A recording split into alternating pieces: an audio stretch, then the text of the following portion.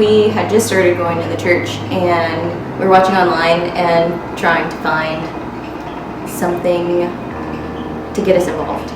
So we decided, why not? It was definitely a way for us to get involved without a bunch of commitment, and to also like get a feel for the church, because we were brand new, and so we wanted to kind of integrate ourselves in a way that it was kind of like getting a feel for how the church and how the congregation was without actually physically having to be there or getting to be there, since we were all on lockdown anyway.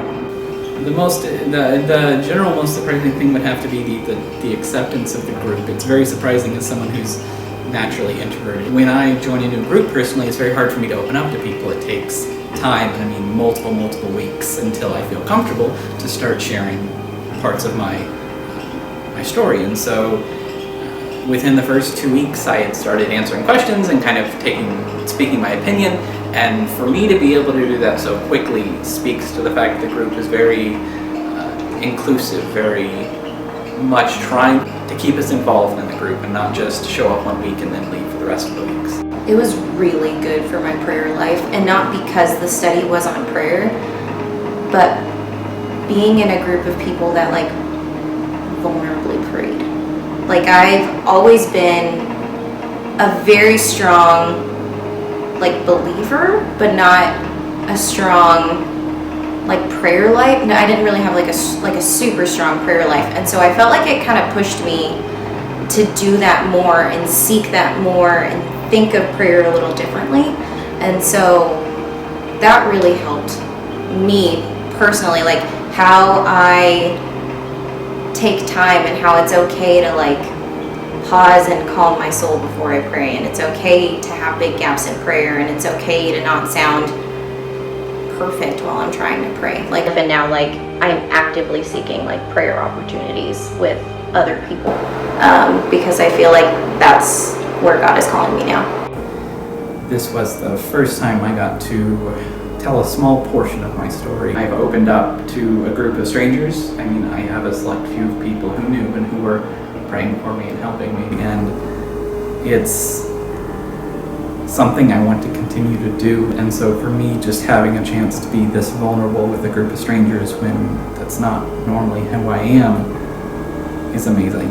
And it's truly been a push in the direction of starting to understand that I'm forgiven for what I've done, and I have grace in those areas of my life, and now it's time for me to start turning around and telling people my story and helping others how I can.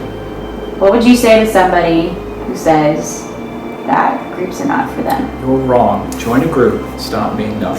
If you have a group of friends that you already spend time with and you're already telling them things, having a group that you can pour into and talk about things that are personal and have them come from a place of grace and a place of loving the Lord, and over time build up a system of trust to where there's no judgment for those things. It's to be able to pour your heart out to someone and be completely vulnerable with them is an amazing thing. And I think that even outside of a group structure with a book, I think we all need community groups of people where we can be vulnerable, where we can grow in Christ together. So it's not just showing up on Sunday morning or volunteering in different areas. It's being authentic and real and being an actual follower of Christ.